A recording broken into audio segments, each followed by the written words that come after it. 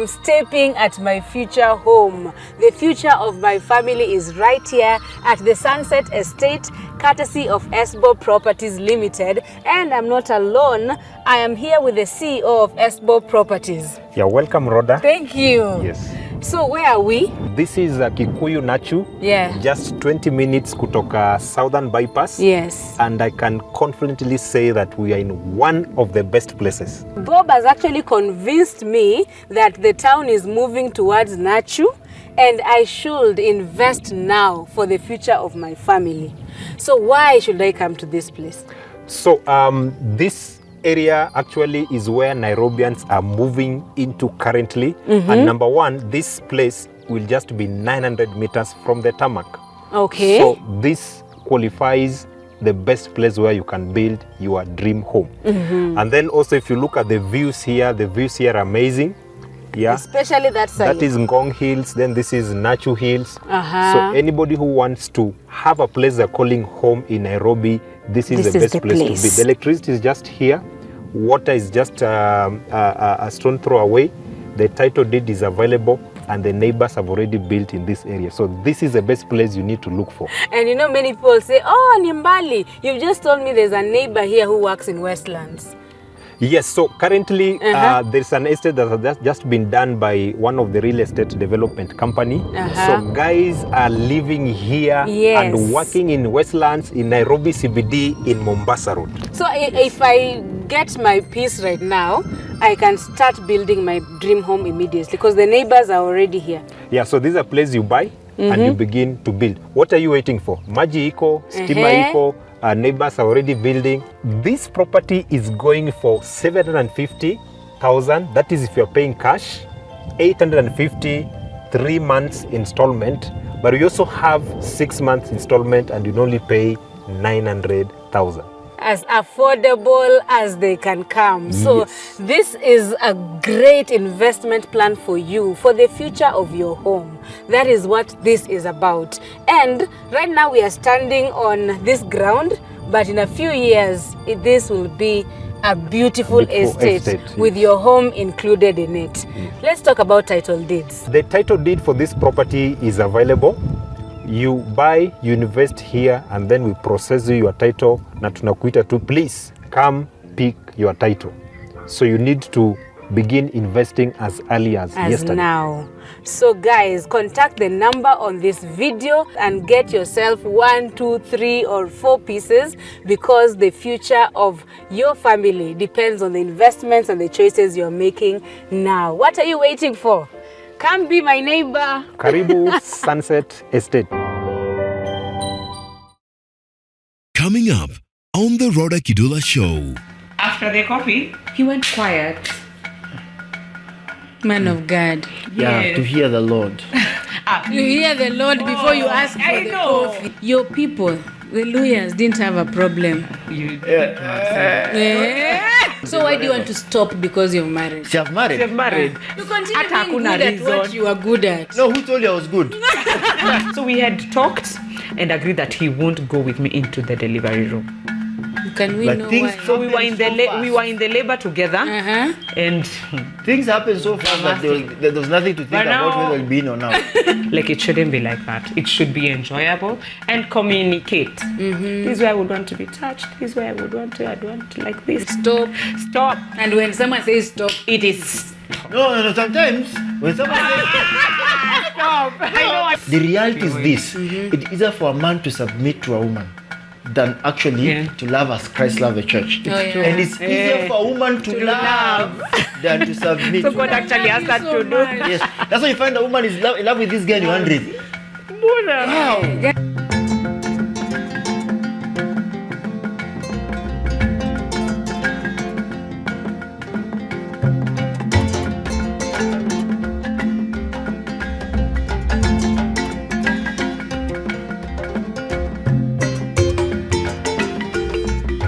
This is the Rawder Kidula Show. Hi Hi everybody and welcome back. This is the Rawder Kidula Show. If you're new here, welcome. This is the space where we have conversations on marriage, and we believe that marriage works. Even in this generation, there are people who are happily married in healthy relationships. So don't give up and don't listen too much to what the world is saying, because there's this other side that we showcase here. Yes, my name is Rawder Kidula. I have been married for 6 and a half. I'm almost 7 years. We need a party. We're almost 7 years to Jackson, and we have 2 children. Yeah, once in a while I introduce myself too. We are at Lydia Karimi's counseling and therapy room.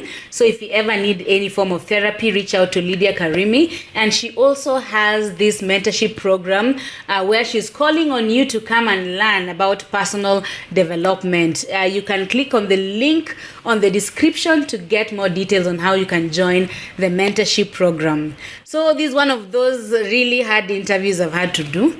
Because today I have people I know. You know, those ones are really hard. Yeah.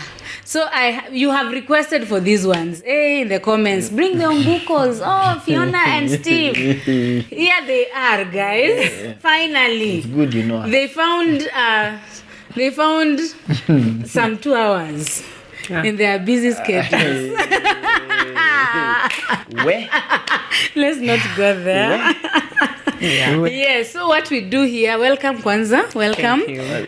Who will introduce the other first? They say the ladies first, but men just before. Just before.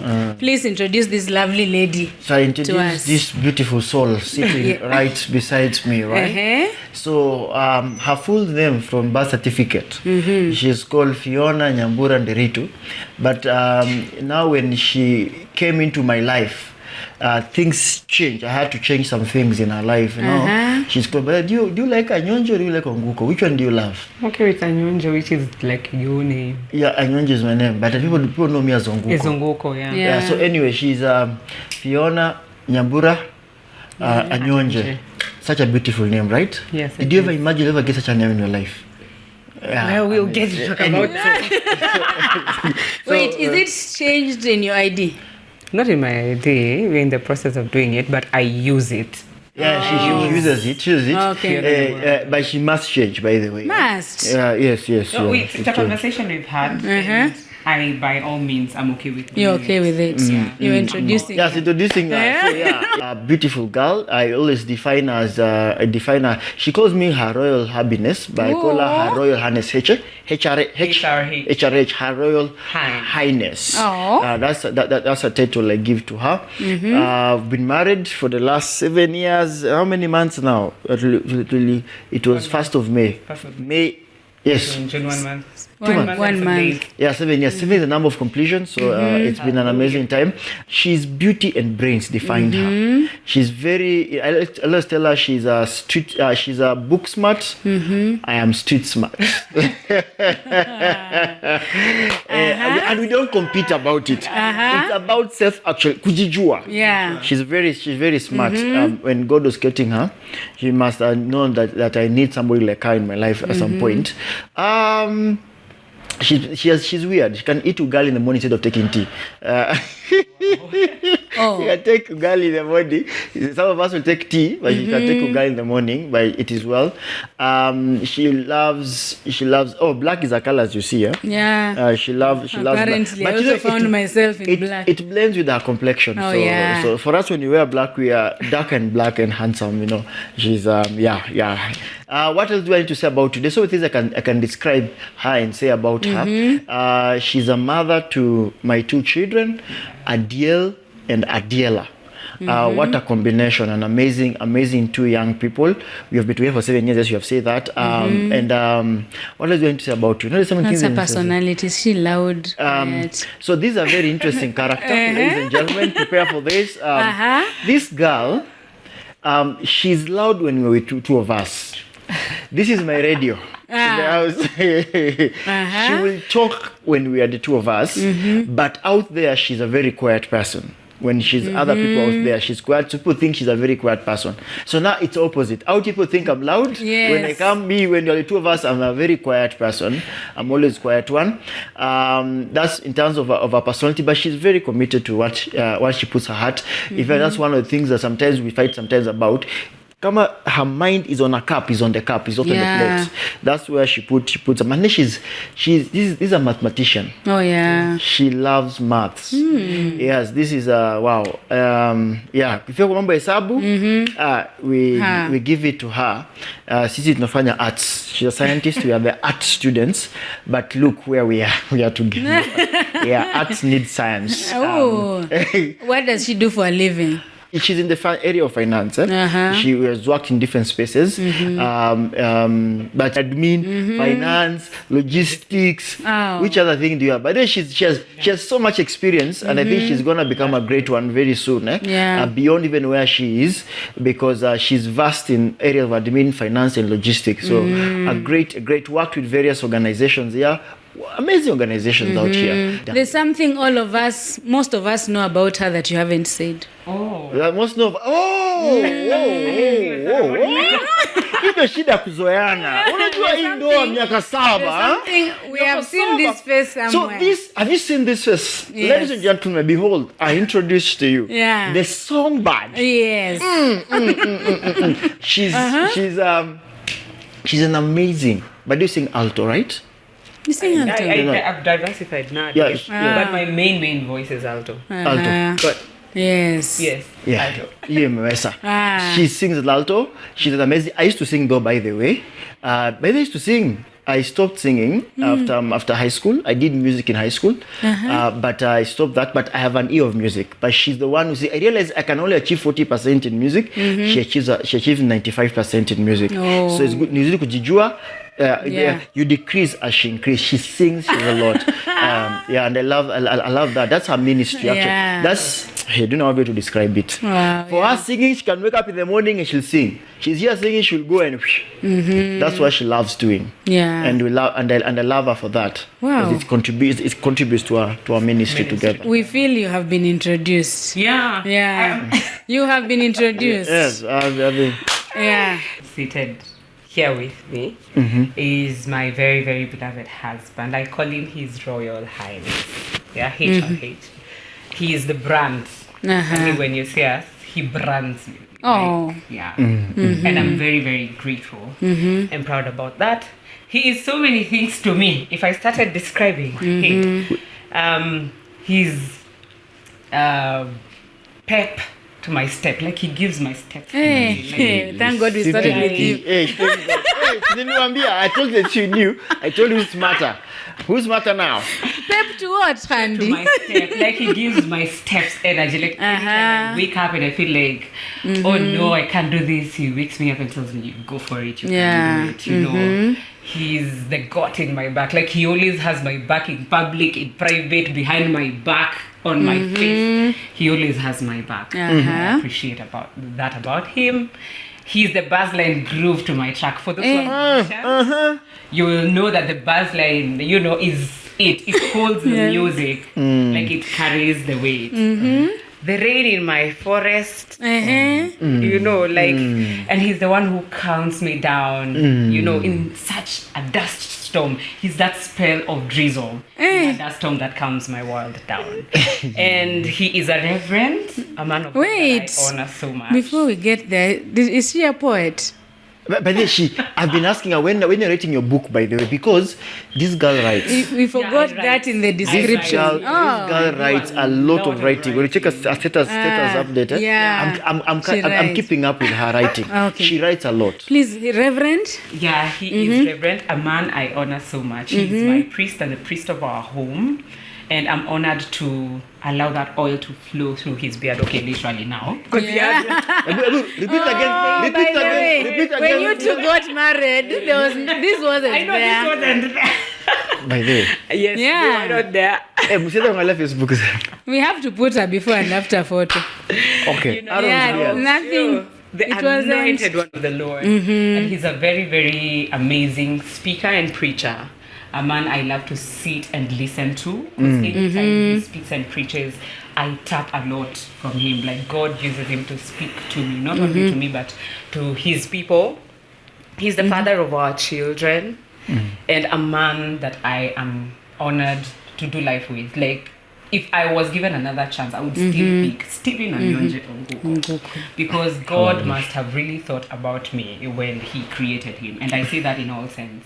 He grounds me. He's the one who really grounds me. I can be all over the place, but he's really firm and grounds me. And so he is literally my world and our world, together with our little children. I usually tell him anytime he walks into our house, I see how our children's eyes brighten up with joy, with gratitude, and how they run to him to hug him, and every other time I admire that. And so he's literally our world, and I really I'm happy to do life with him. Yeah. Yay. He's currently serving at Sitamburuburu. Yay. Yes. Your pastor. Serving the Lord. Yeah, we are serving together. So who saw who first here? Who saw who? Yeah. Of course, I saw her. Not talking, seeing. Yes. Oh, when? I saw her. Yes, it's very interesting. We were in church, which year must be 2017 to 16. I can't remember very well. We were in church. I was with a good friend of mine called Brenda. It's on evening. Hi, Brenda. Yeah. We were organizing something in church. I think it was a ministry fair. So we were putting up the tents in the evening. Yeah. So the two of us were the only ones who were left in church that evening. And so we were so tired, and we were still waiting for supplier to bring some tents to Malizie so that we can go home. And then we just had people were jamming in the church. Yeah. Like jamming, like doing music and stuff. Yeah, singing in the church. Oh, it was you and Brenda left. No, we were left in church, the two of us. Behind. So as we were outside there, the tents, coordination, assigning very ministry the position, but we could hear some sound from the church. People were jamming some music. Yeah. And then we were like, hey, let's go. At least we passed time by singing. So we just walked like this at the entrance of the tent, and I didn't see her like far, from afar, you know. And I heard her singing, and I remember telling Brenda, that's my wife. Allah?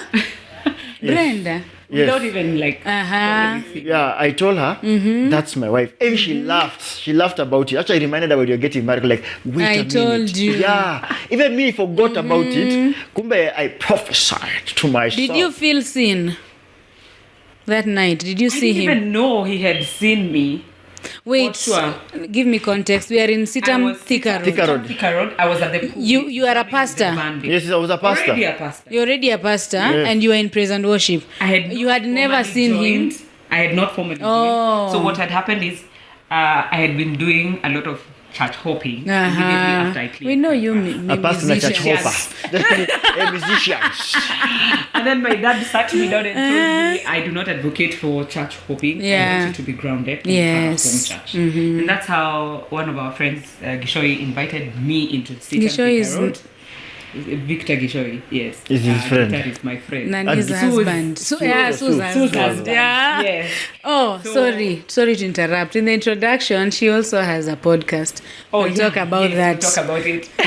Sorry, Steve. So, and pulled me into Thika Road. Yeah. I didn't want to join the worship team formally first. So anytime after practice, would stay back with the band to just jam and sing. Yeah.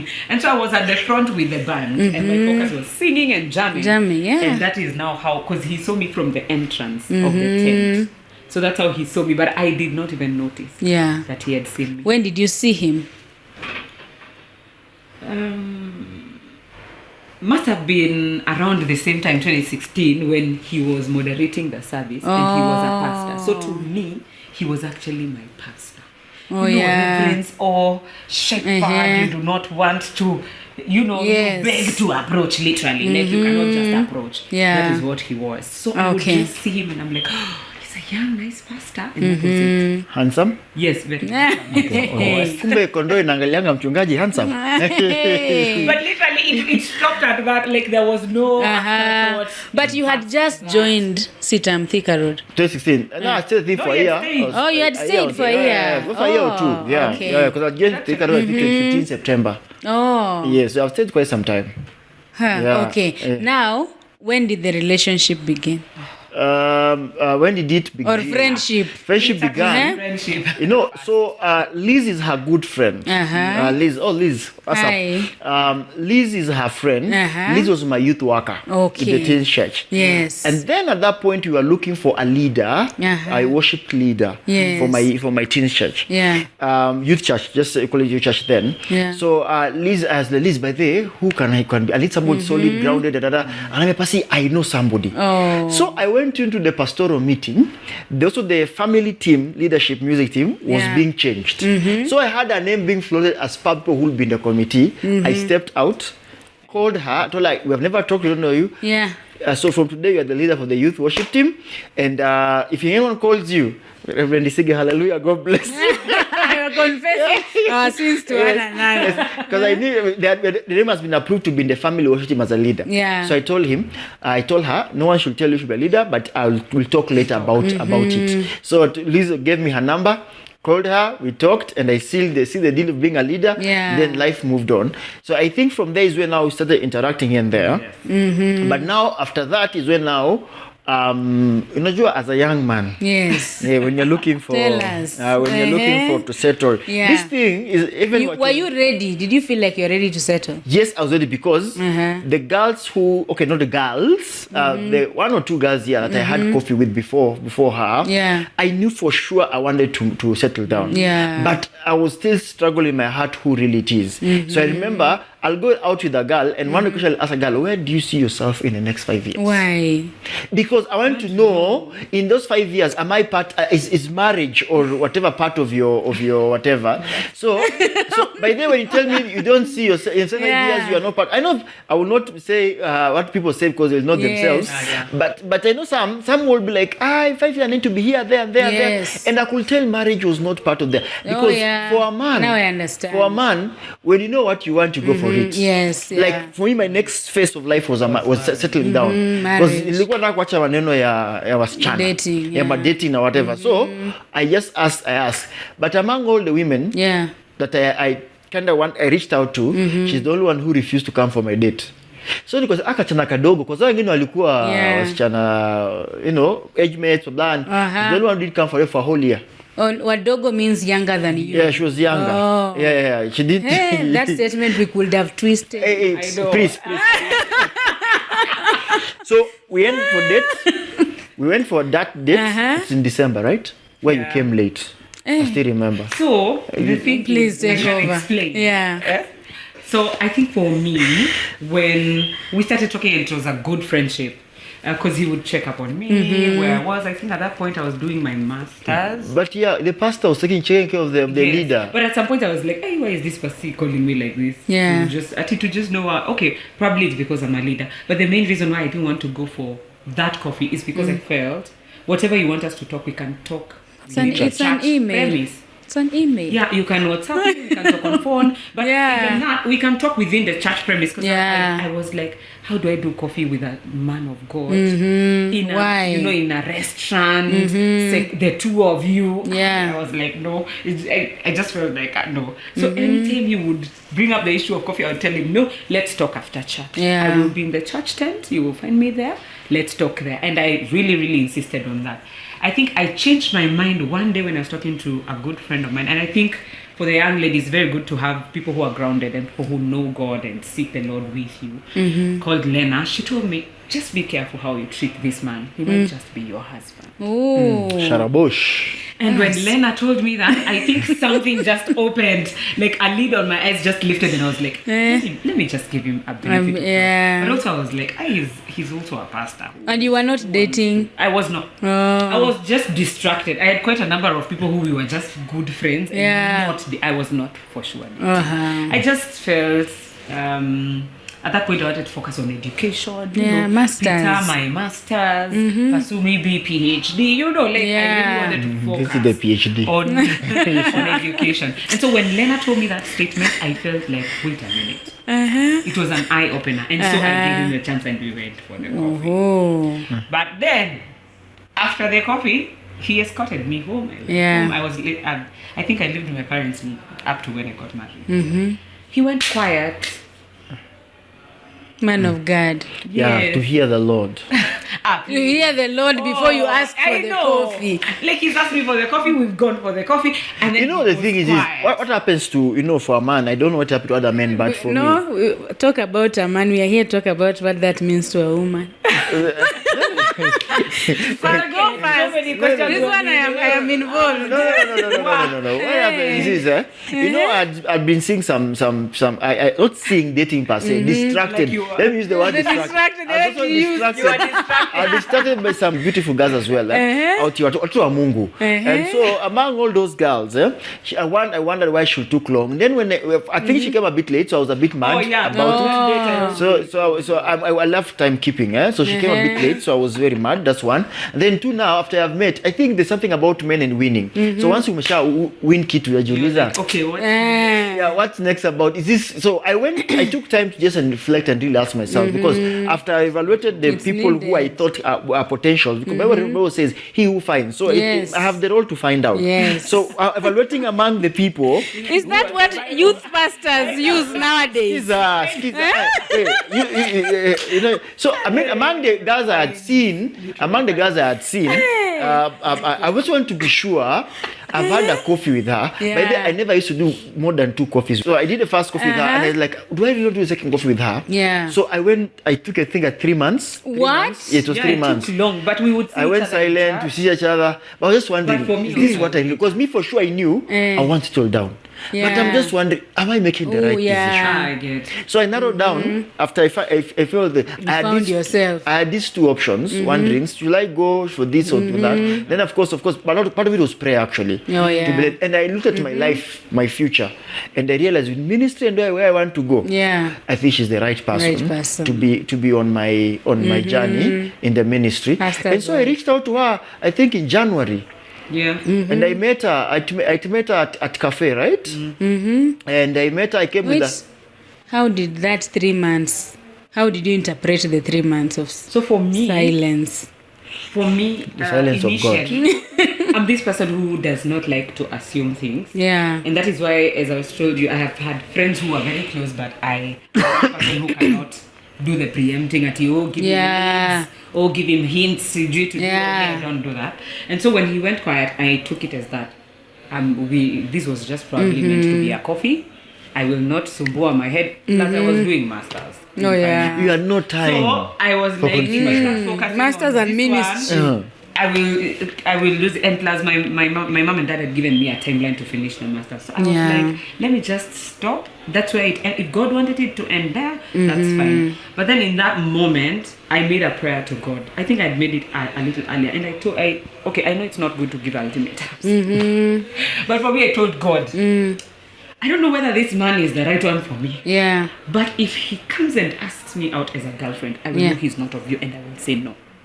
Wait. Yes. If he comes to ask for a girlfriend, I hear you. I will know it's not of you. Yeah. If he comes and says he wants a wife, I'll know. Then Lord, I will know it is you speaking. Lo and behold. And so after those 3 months, he calls me for coffee. I was very shaken. I was like, what? Okay, another coffee again. What is it? Okay, but I decided, okay, let me go. We went to a cafe TRM. You on time this time? Yes, very much on time. Girl. We went, and as we were talking, we were playing Scrabble. Yeah, we played Scrabble. Yes, we played Scrabble. And I think in the process, he said, "I wanted to ask a question." And I was like, "Go right ahead." He went straight ahead and asked, "Would you want to be my wife?" And I was like, I even stopped. God confirmed. Shocked and everything. And then God reminded me the prayer I had made. Yes. The confirmation you are looking for. I was like, oh my God. But I told him, of course, for a lady, you have to be like, oh, give me a few, Actually, I told her. I knew it was a yes. Of course, you couldn't say no to me.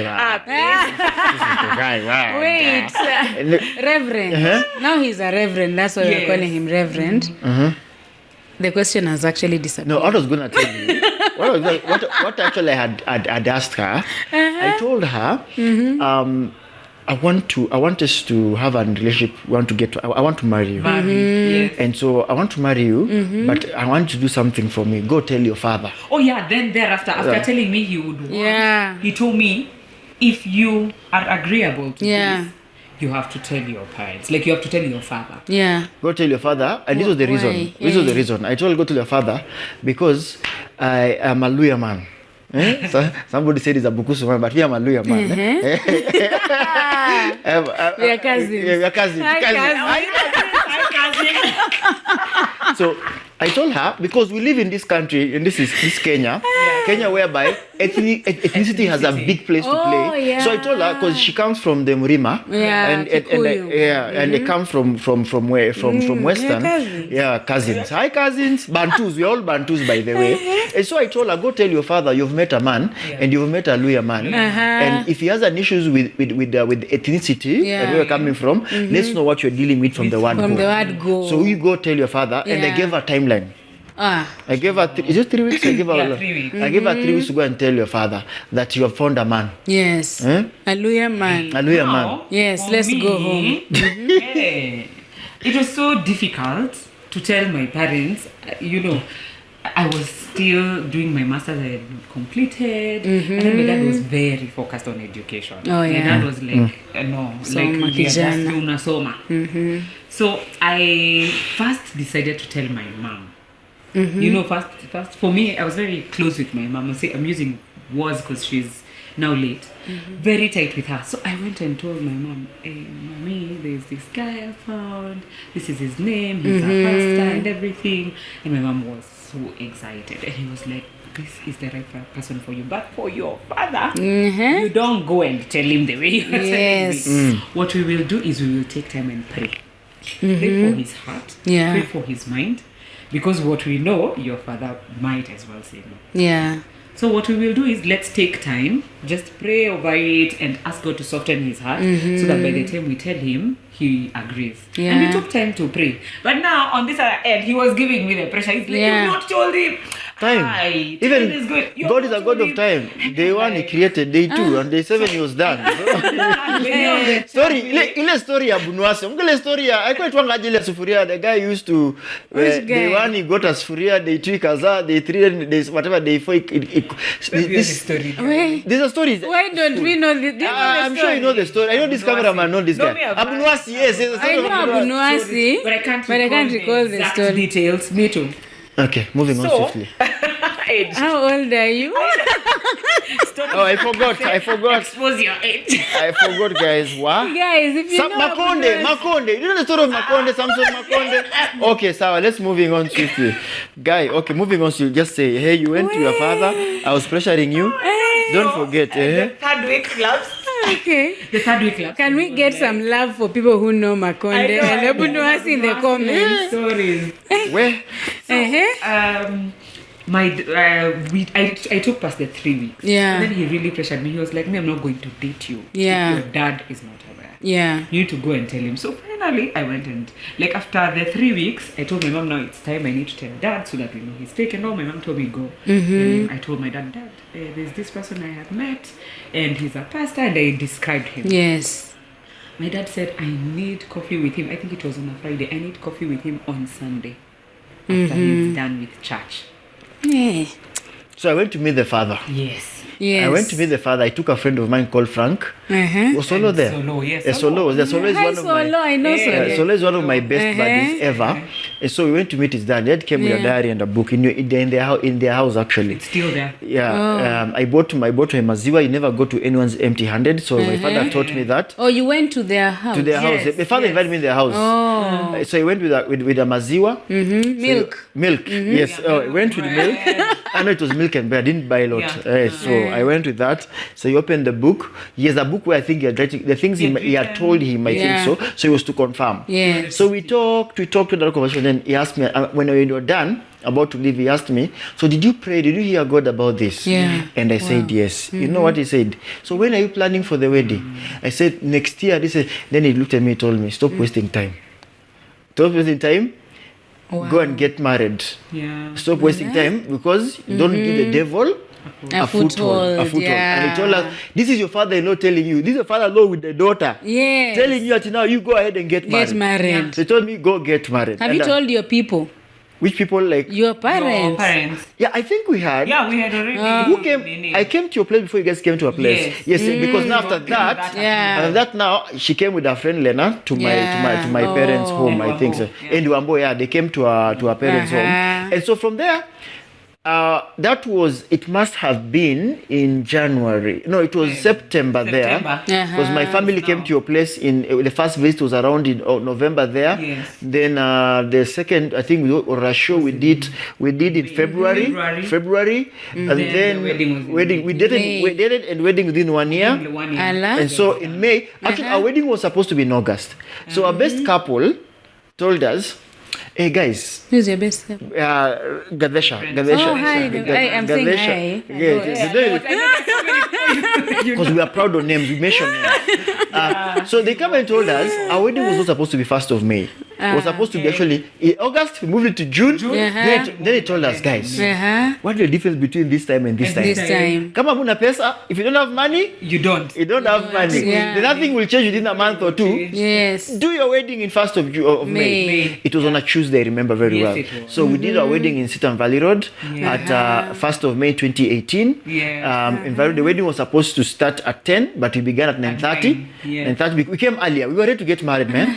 And by people are walking our wedding at 3:34. Our wedding was done. Actually, we met people on the people were coming for the wedding. By then it was pre-COVID. Yeah, it was pre-COVID. I know some people are coming. Yeah, they're coming out for the reception. We were driving out when we saw them at the gate. We were going. Your people, the lawyers, didn't have a problem. You've just told us about this other side. And he ran all the way to the wedding. And the rest was history. And the rest was? No. I went to my dad quickly. I will put it quickly. Yes, please. I dashed to my dad. Not a dash. I was staying on my own. So I went to my dad. I took a leave and I told my dad, I've met a girl. I want to get married. And I told her specifically she's a Kikuyu. Yes. She's a Kikuyu. And my father looked at me. He told me, okay, allow me to say the Kiswahili the way he said it. I'll try to translate it. He said, kwani kwa wasichana hujapata Mluya?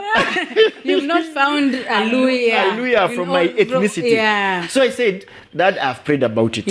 So I told him, I'm giving you a week to think about it. I'm going to Western, to Shags to rest. Then I went, I came back, and I think my dad thought I'm going to change my mind.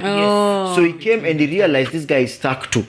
So, being lawyers, my dad, of course, there's some things must be done for a wedding to be like, your parents must get married before you get married. And those things. But you see, my great grandparents had to do a wedding first.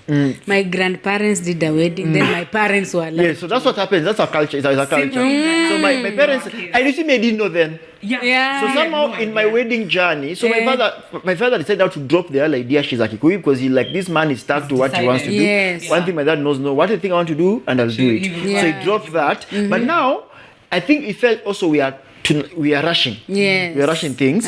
But only later I came to learn for him saying we were rushing things, it was because he felt that he needed more time to accomplish the things he need to do traditionally in the culture, so that that's what you're able to do. But so me, I was stuck with my time schedules. So I think we didn't really fight so much about the tribe. About the tribe. Because at a point, actually, I am born again. I am a believer. And because I'm a believer, I believe that whoever God directed me to. He's telling me, during our days, you tell us you've found a girl. You come and tell us, then you give us time, like if a year. We know where the girl, to find out about the girl. So I remember telling, Dad, those days people marry far from where they live. So now you've been born whatever in Vihiga. I come from Vihiga County. You marry a girl from Njoro. So how do we know her? We know people from everywhere. Who never knows? Who knows? We'll know. We'll figure out. So we had that kind of a tussle because I went to him with a time schedule. I knew with him what I want to do. I learned a few things that probably I would have done different today if you ask me. But I think that time during the wedding, there's a way you want things to go, and so you're pushing. But remember also, at the wedding, your parents only know you as their son. Yes. And they're the ones who have always been telling you things to do. But now you're the one telling them what you want to do. So they've never reconciled. That's why and I'm sure most couples have interviewed, and those ones who actually your interview, Bado, if you ask them, during their wedding time is when they fought a lot with their parents. Yeah. Because you know what you want. Then they feel you are a child. Yeah. You are our child. So we are the one telling you what to do. And so now we are the one. It's funny because I never fought with mine. They agreed to everything and then came and did the opposite on the day. Your parents are interesting. They are those now. They agreed. Daddy, you have 5 minutes. Yes. That day, my dad stood and took over 30 minutes. Yeah. And then there's nothing you can do about it. There's nothing. Yeah. That's my father too. Oh. That's my father. And so and then we walked towards and we got married. Though, but I didn't think it was that bad. Yeah. But somehow I think the fact I was a pastor, my dad had some limitations. So he could not push further. Because even I remember with the spokesman, we differed. He gave me, you want to give me someone? I told him, I have a spokesman, I know who. Because now one I knew, their family are born again. I am born again. Yeah. If I bring up somebody who I don't know, Nambua, there's somebody from Shag who's coming. So I was like, no, I want somebody who's born again, who they will relate, who we have the same. So I told him, no, I know who, and I proposed my spokesman to come to be. But of course, the spokesman now, I had taken to my dad with my uncle, and they interacted and they agreed, and my dad was very happy. He was like, oh, so because the spokesman, we have some similarities, we had similarities. We are both married from Morima, and we are both Luya. So I was like, so it was that's easier. wisdom. Yeah, that was much that's wisdom. Let's talk about the first year of marriage. How is it adjusting? Tell them. I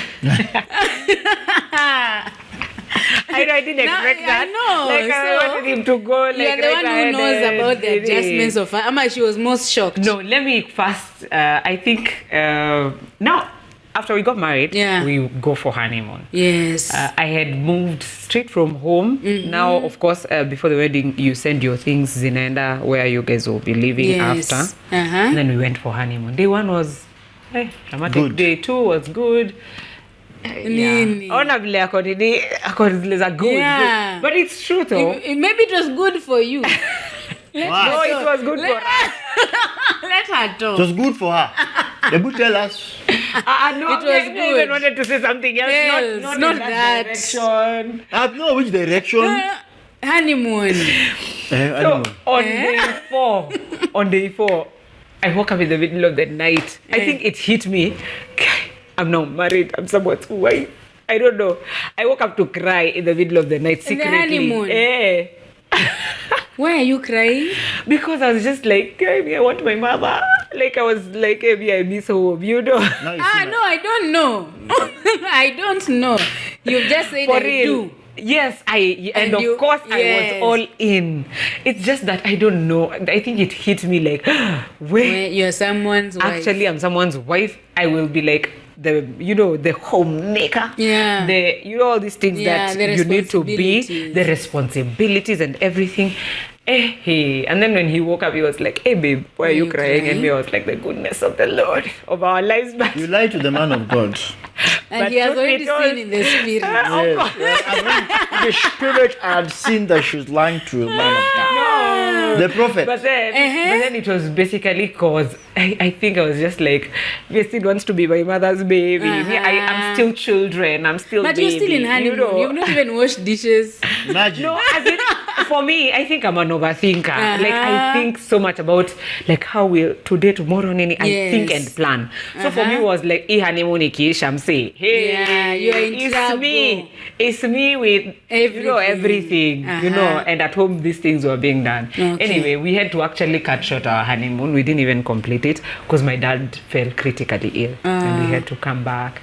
That was a whole roller coaster. And then now I had to adjust to the house chores, because I adjusted to the house where I was living.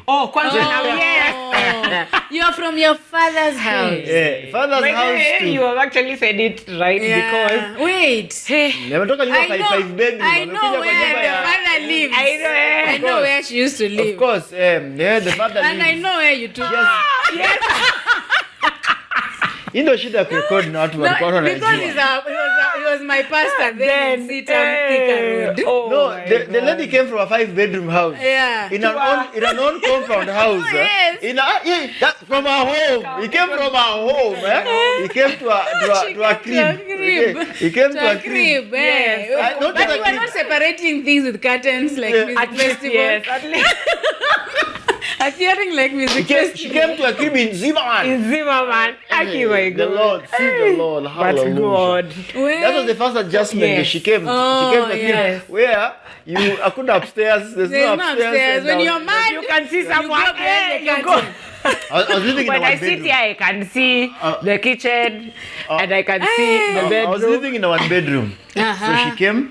It looked very full, but I was a rich young man. But at least you went trying. Yeah, I tried. I had everything in that house. It was Yeah. compact, but we didn't stay there for more than 2 months. But you even had a dining table in that house. We didn't stay there. I was rich. He had really tried. He had really tried. But we didn't stay there for long. Uh-huh. But I think that was one of the things I had to adjust to.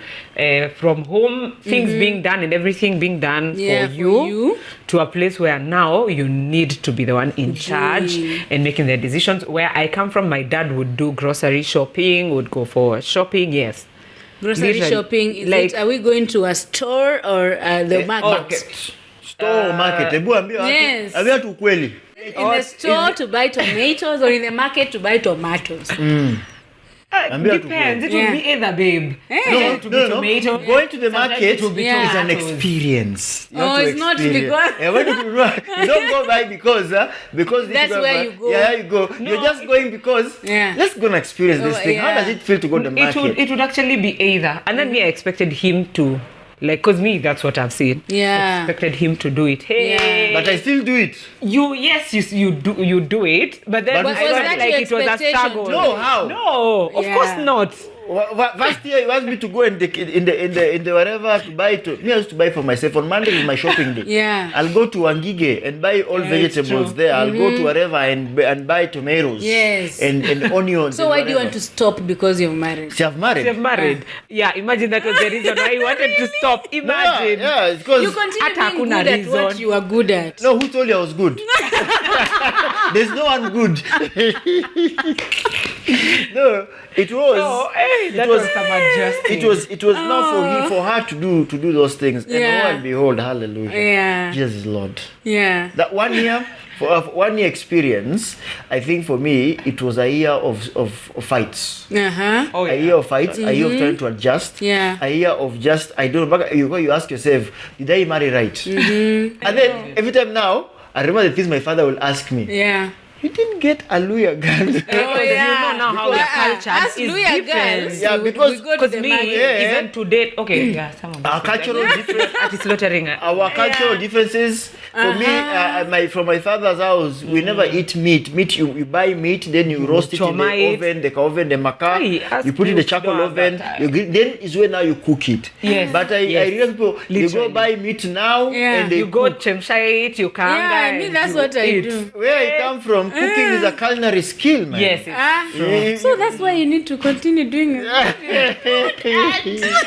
So for me now, it took quite some learning to do. Yeah. I think in terms of food, also how we make our food was totally different. Waru, cabbage, together. Mokimo. Oh. Like you see, he didn't love mokimo, and me, I would do it from my heart. I'm just like, because of that one, you know, the green one that has Yes, soft pumpkin maize, pumpkin leaves that has been blended, and then he didn't like it.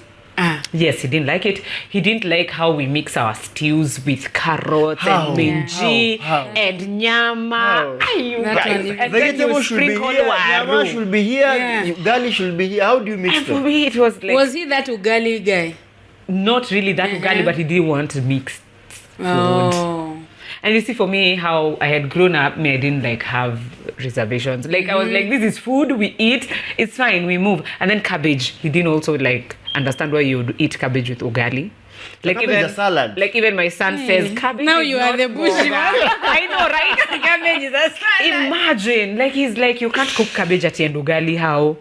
Because we don't because eat that. because, For me, it's because fine. when you eat ugali and cabbage, I don't know what the experience, but me if you eat ugali and cabbage is like it gets finished before ugali. add So I had to adjust, like I had to adjust in terms of that, and do greens are greens, and you do morenda, you do seven. Oh, now you know seven. You do kunde and all. My mom used to do that, but like I needed to also like know the difference. This is how seveve looks like. This is how kunde looks like. This is what this looks like. Like there was a lot of adjusting in terms of food, and then also he didn't understand how you can eat spaghetti for supper, spaghetti and stew or minced meat. Minced meat. He wouldn't understand. Yet me, my dad's favorite meal is macaroni and spaghetti. So there was a lot of But that's not your father. adjusting. No, but there was a lot of shifting. The expectation in terms is of how like, I've is been a man. cultured. Hey. So the expectation was now I adjusted, and I think after year one now we were better. Like in terms of conflict, we had really like found our ground. And agreed on, now at least you can help with this, I can help with this. But even that, now in our second year as we are adjusting, now I am expecting a baby. Yes, because we got a baby like after our 1 year 6 months anniversary. We got our son. So there was also the adjusting, like I am learning the new me because I am expectant. Yeah. And there's also adjusting to him and living together. Remember, I had never lived alone. I was living with my parents where everything was, being done. For you. And then here I am the one who is a woman is a homemaker. Yeah. You need to be doing some of these things. So I think in the second year was slightly better. But I think also part of the other I think struggle that was even into a second, third year was that I come from a family where we are all boys. There's no girl. My mom is the only girl in our home, and all of us were taught to do literally everything for ourselves. Yeah. We learned how to cook, we learned how to clean, washing your clothes, and do the other thing. Yeah. So the thing will be, now if a woman, in a sense, you feel it's her job to do. Yeah. But also, by the way, we had even a washing machine that I was like, no, you should wash. You should wash. Washing And machine. like, no, me, I'll use Yes. okay. But I have a washing machine, but I prefer washing my clothes with, like washing my hands than washing the washing machine. I don't know. Please don't judge me on that. No, one. we have to judge you. Please don't judge me. Because me, I was just like, hey. But I think because of that notion, sometimes you'll feel like he's not doing enough. Oh. And she doesn't know what's supposed to be done. And then because from the bougie home, you're like, you already judged you used to have a washing machine, everything was being done for you. Yeah. Like this is the reality of life, man. Life, it's as it is. Yeah. Life is hard, life is this how it is. So do it. And so we'll struggle with those perspectives. Because we were taught. I remember sometimes I walk in the evening, I look at the TV, I'm like, you've been here the whole day and there's vumbi over here. There's dust over here the whole day. Yeah. And there's like, I mean, she wasn't working then. no, then she wasn't working, she was at home. Then she wasn't working, she was at home. And I'll be like, huh? You did the cups. How did you? As I was very particular in how they should be done. How the spheres are washed, how things are placed, whatever. I was very particular, literally everything. And for me, I was of the notion and idea that it is okay to seek help. So if I cannot do it, we can get someone to do it. Help. Yes. Yeah. And if he was like, hey, you stay home. What do you mean? You need to do that. You stay home. So there was I think how we are cultured also really plays out in marriage, because there is this perspective here, you can seek help, you need to seek help, someone can do it for you. I mean, me even in campus, my dad got me a place where food was provided, laundry would be people done. are going campus, they're hustling. This one had a house. So for me, I was like, but we can get someone to do it. Mad that I know that I had that. I've suffered. I'm looking for sympathy. I have suffered. I want people to, please, my viewers, please empathize with this man. When you see this man, he has suffered. I would like to know how parenting is going on. Yes, you will know. Please. We will get there because we have suffered.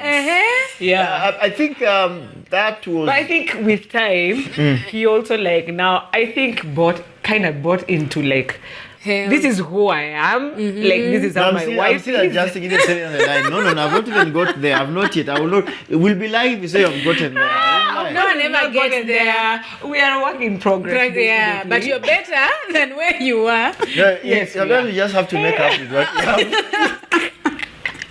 Better than where you were. You have to make up with what you have. Hey. Yeah, it's true. I think now the season of babies came in. Oh, yeah. Yes. How was pregnancy? Living with a pregnant woman? Hey, how was it? Because I would want, okay, like for me, the men's perspective. my first pregnancy was really smooth. It wasn't dramatic. Uh-huh. Yes. No, I think. No, it was dramatic when I wanted to eat something. But you never used to eat Watermelon. Watermelon. Ah. I think I back in my mind I told myself I need to support her. Yeah. I remember I took her for all clinics. Yes, you did. Nice. Yeah, we walked to those evenings we'll walk to that place. Yes. Taking her to checkups. Yeah. But at some point I was wondering how many women out here no one cares and they go and they come go back. and they- at some point I was like why can't You can wonder, but never say that to your woman. Of course, You can but wonder. of course you want it in your heart, eh? Yes. He's actually saying it for the first Someone time now. told the wife. Yeah. The He's saying women it now. after you've had your baby, you Oh, in a mess. of course, yes. So there are women in town who sell hawkers. Oh, and Today they they are are babies. pregnant. Tomorrow they are back here and they gave birth. but at life home. moves on. Don't vocalize that to your woman. You can wonder. Yeah, I wonder. It's okay to wonder, but Because some point like, babe, where are you? See, we are going. Uh-huh. we're going to clinic, and me and Mitra, we would go No, together. but I took it. Personally, I don't know. Maybe I took it as a challenge to myself. And so I remember we used to go every evening together. Yeah. One thing that I deliberately did for the 9 months of pregnancy, every morning when I leave the house, we used to pray for the baby. We put the hand and we pray for the baby every morning. And All the babies. I think I did much Yes. more for the first For one the than first the one. second one. Second But but he also kind of did. But Second first one we born. did, but Firstborn was I every compared the intensity of the first And one. your second Yeah, born. second born. Intensity was I compared different. intensity. Well, every morning the door you pray, we pray for the baby. Yeah. You know, The second born was dramatic. yeah, it was also dramatic. Very dramatic. So we pray every time when we go to when I leave the house. Yes. And then came the time for delivery. We went in. In fact, delivery. We were so ready until the days when the day came. Yeah.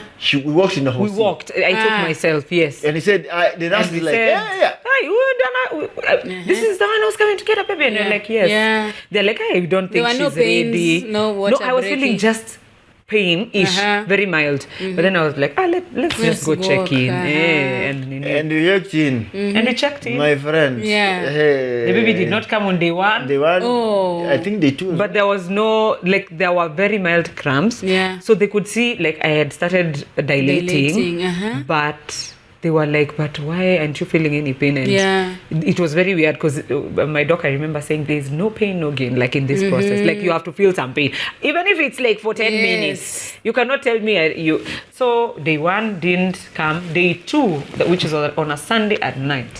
So we had talked and agreed that he won't go with me into the delivery room. Can we But know things why? So we were in happened the so we were in the labor together, Uh-huh. and things happened so fast that there was nothing to think But about now- whether it'll be in or not. yes, You because found yourself in. yes, he found how he did found you even get a delivery room? We didn't No. even. Right in the labor Yes, room.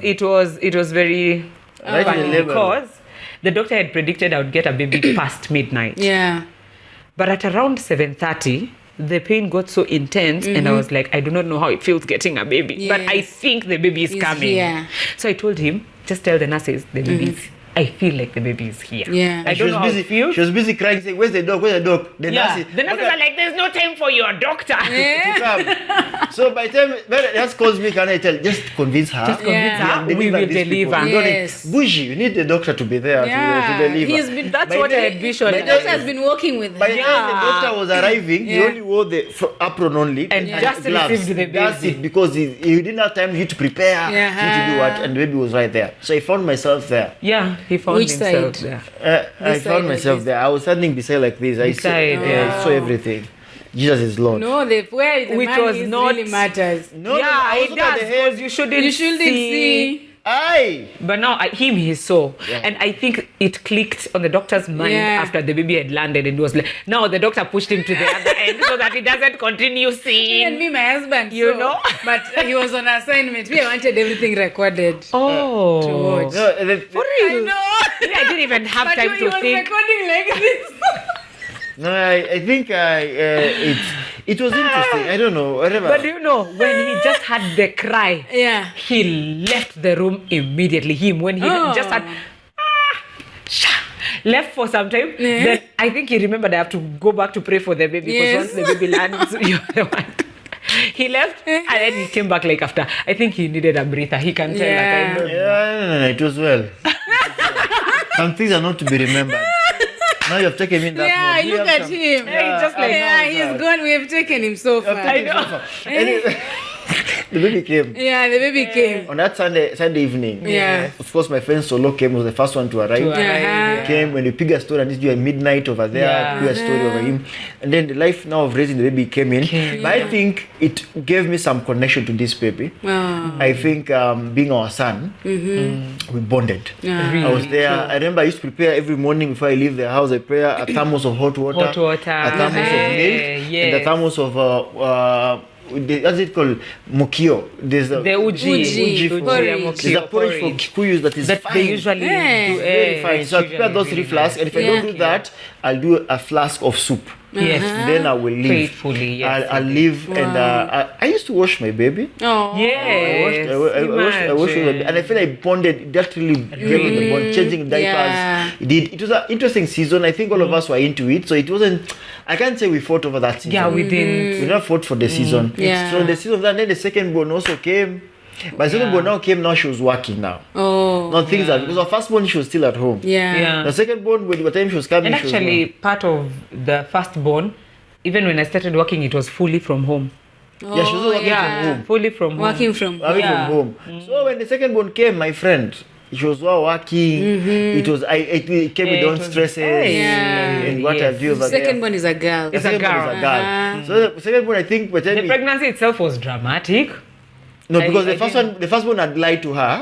This is how it So goes. I know. Get the second one. It's normal. It's normal. Get the second I was one. so ready for the second one. Yeah. Hey, that pregnancy. At some point, I really thought, oh my God brought this pregnancy to take me out. Because there's a day I literally slept. I remember you rushed me to hospital. I was at the back seat lying and I couldn't literally feel myself. Like I could kind of feel myself, but not completely. I remember the doctor telling me, hey, this one, I don't know whether we'll have to admit you because, hey, it's too much. Like I lost weight in the first trimester. I would throw up so much. I hated soaps, like the scent of soap. Oh my God. There's even a time I threw an air freshener out of the window. Like the car. Like I got into the car. Imagine. I got into the car. Me, I'm and he had thinking- put like air freshener. I just took it. Imagine. Who does that? I couldn't stand it. I hated phone conversations. Like I hated talking to people on phone for long.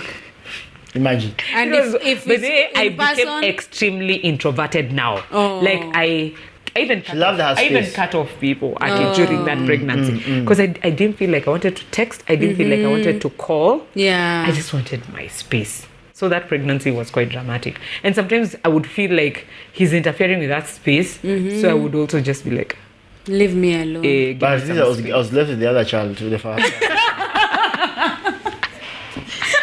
But he really was supportive. born of Even my with all bond. that drama, he would still take me to clinic. And then this one also came with a lot of crying. If you don't give me salad, and then I couldn't eat meat. Oh. Yeah, because meat would make me throw up. But she I loves wouldn't meat. eat meat. And the way I love, and the way our girl loves meat. I don't even she go get back it. there so to reduce the budget of meat. I'm not eating. By the way, meat. I was a vegetarian for the 9 months, literally. I would survive on salads, cabbage, boga. If it's protein, animal protein. Cabbage is a Salads are salad. CJ. Plant. Those guys must be rich. By the way, I would cry if I don't get CJ's salad, Cobb salad, CJ's. Yeah. Bougie.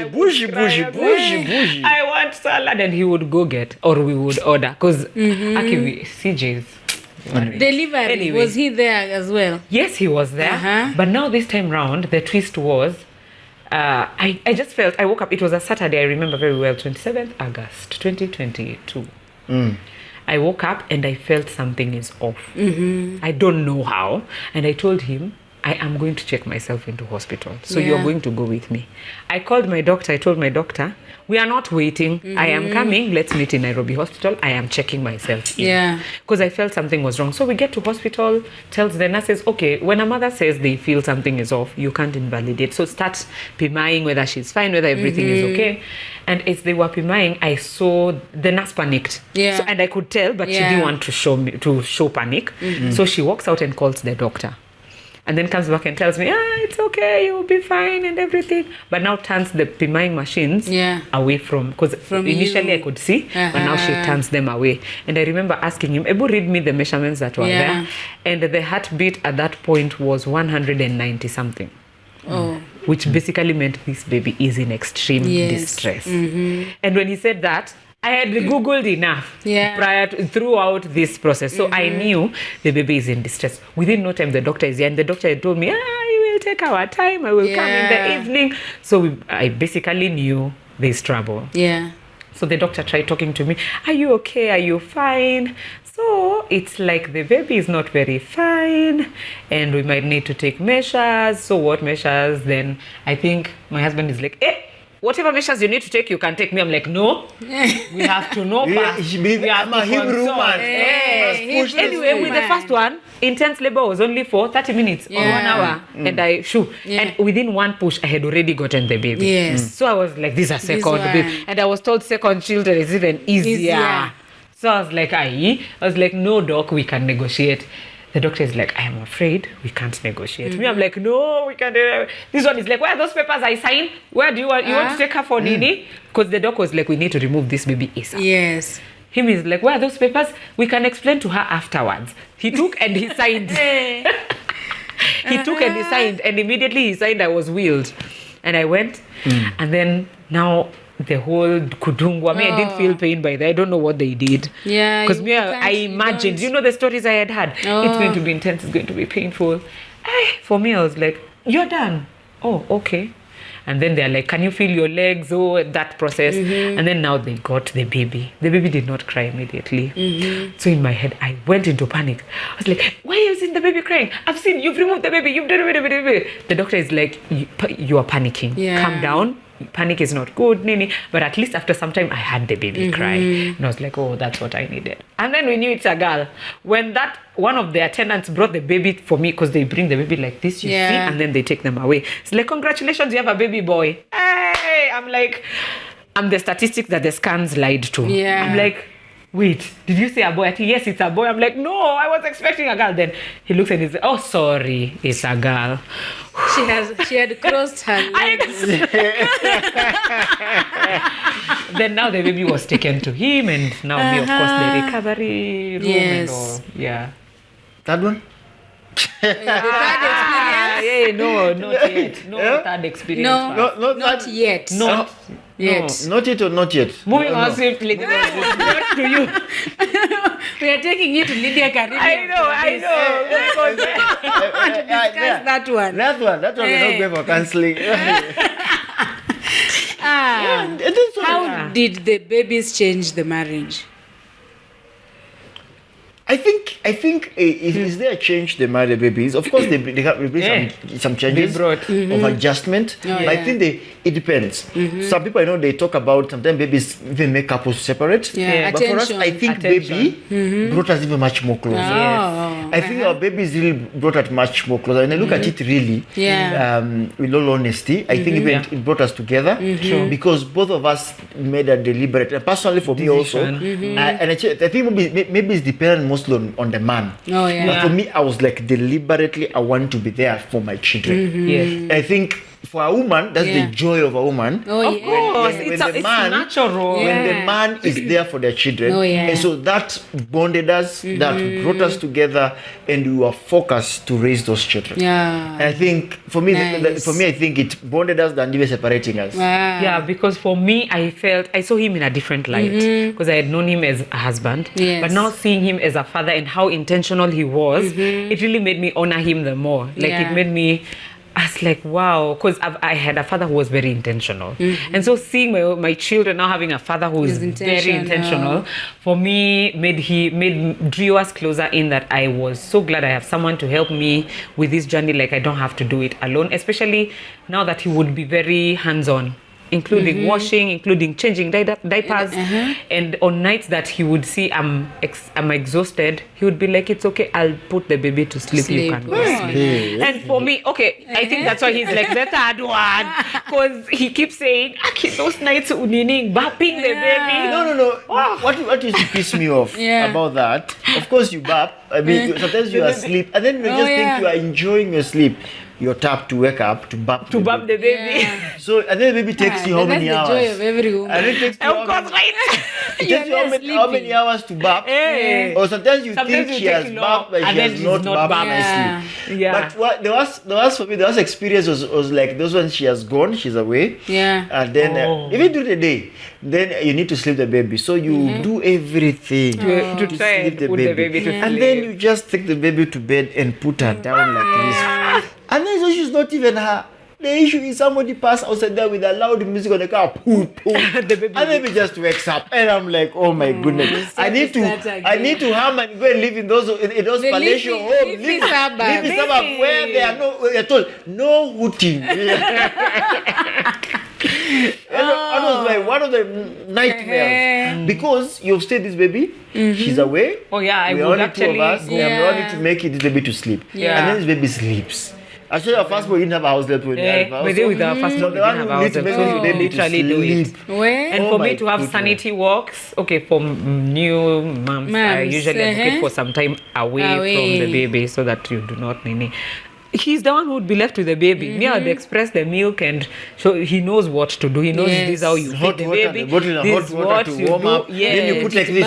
Then you put it back. Then you do it on your hand like this. Yeah. So he would be left with the baby, and me, I go and take my walk, and I wouldn't be interrupted until I come back. And now when I come back, I would be in a better headspace. So I think that's why he's like, that one. But yeah, he's been a very, it drew us closer, especially because of being intentional. Now we are 6. Your son is 6. Yes. Turning 6. Oh, he's turning 6. Yes. How is the discipline? I just want to know about discipline. Who is the tougher one? Because he was also beaten. Yeah, I suffered. You see, No. by there for real. For me, I was brought up. My dad is those old generation guys, but he really believed in dialogue. Naughty-corner. Naughty-corner is for who? Like my dad would talk to crime scene. What's the issue? Can we hear out, we talk. And I think a good thing is I was also disciplined, and also my Nini was disciplined. So we would talk out. So for me, I was not raised being beaten. You're the firstborn? Yes. Yeah. You were never beaten at all? I was, but I can just remember. There's a one time I ran away and went to ride the bike and swimming. Then my dad realized I went without permission, so I was beaten. I can literally count the times I have been chapeaued. I can't count. He believes in. Yeah. And me, I believe in dialogue. So sometimes I tell him, Aki, you're enough. Let's talk to him. So he's there. No. But you're adjusting into dialogue. No. No. Yeah. But let me say this. Personally, I was raised up in crime scene. Issues happen there.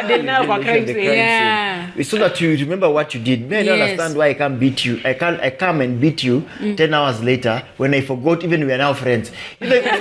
Mom tells you, Ngoja, wait for your dad to come. So dad coming there, you're already your friends with mom, you're laughing, you're doing what? You didn't have an issue with dad, so now even you're talking with dad. Then you're told, in the morning, so ABCD happened. And then you're like, guys, like, drink and then so you're thinking, really? 10 hours later. So me, I believe in dealing in the issues on the crime scene, but I have learned. Yeah. The point is, I have learned. I've learned also just to learn. I'm still learning. I think I went to a friend of mine, and I think I had told my son not to do something. There were toys. I don't know what he was doing. Yeah. And I think I told him once, twice. The third time he did that, I think I found whatever I found in front of me. Yeah. I think I whipped that young man until I could see tears in my eyes because I felt so bad. I felt so guilty, and I had someone telling me. So actually, someone said, "You don't beat your children like that." Oh. And then for a moment, I saw my dad in me.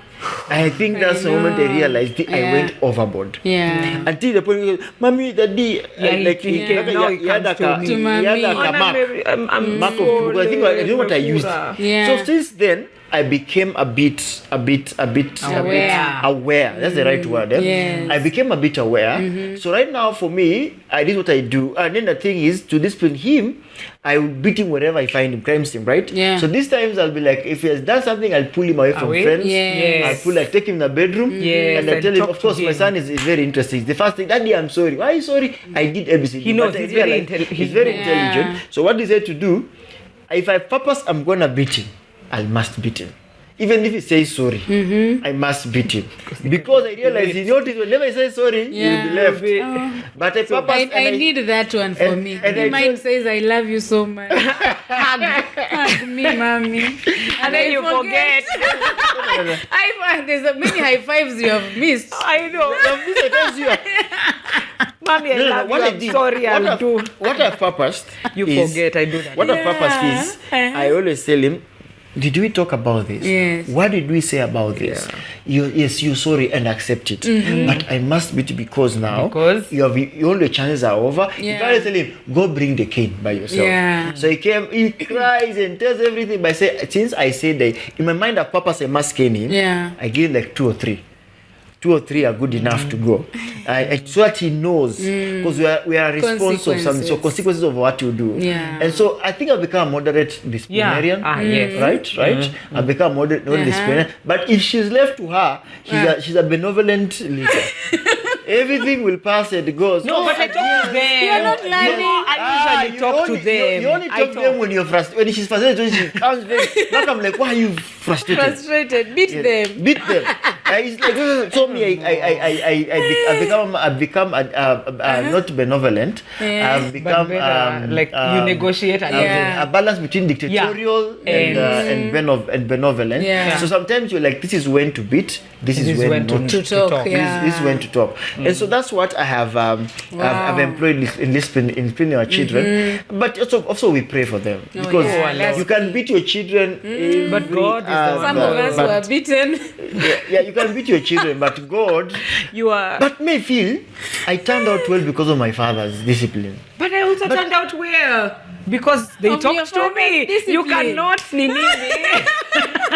No, I think I turned out. I Both are justified by the way. I always think about my father. I always think about my father with 6 boys.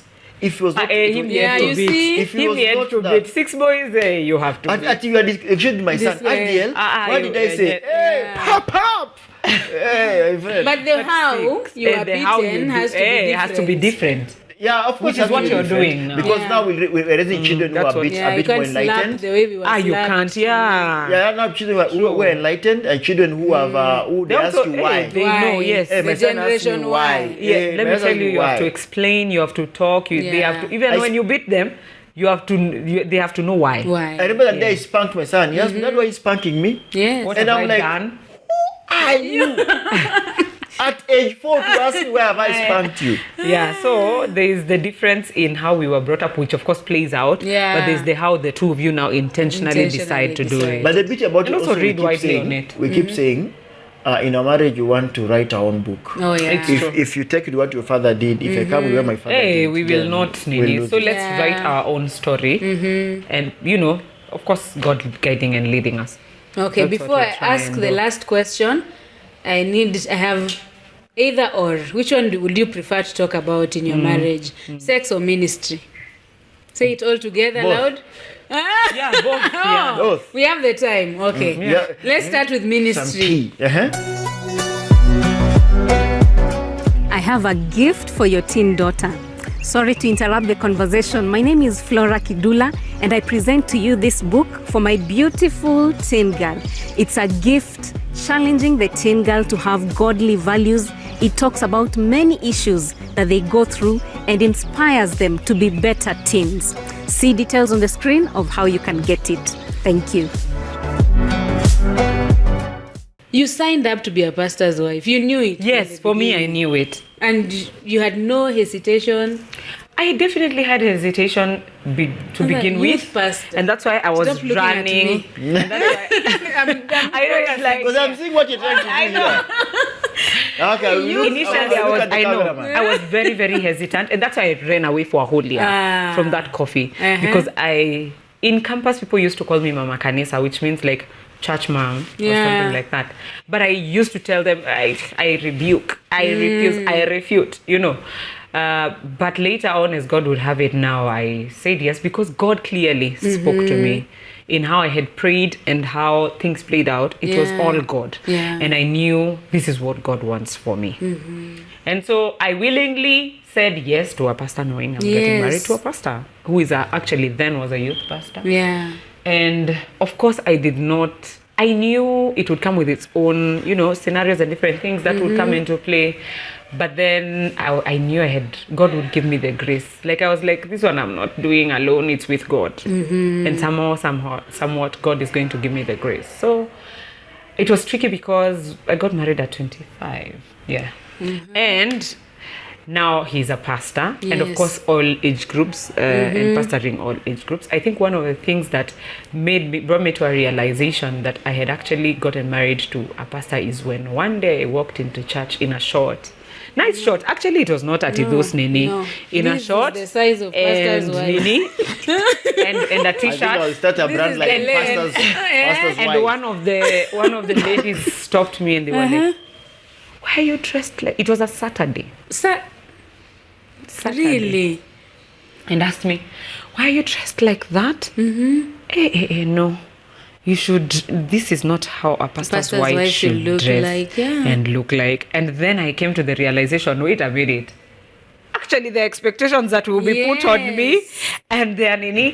And I just told her, in fact, it's your pastor that bought me this short. Yes. I think the lady just went quiet and was like, went away, shaking her head. But then I realized that yes, there would be expectations that would be placed on me, but I get to decide to live my life fully. Because there's the place for this is what people want me to do, and there's the place for is my walk with God right, and am I living my life fully? Because I think many pastors' wives don't live. Yes, they live lives. for us, the congregation. They live for the congregation. And if you listen to their story in old age, they regret a lot. Because then either they sacrificed themselves, their families, their careers to live for the church, and they end up living a life that is not fulfilled.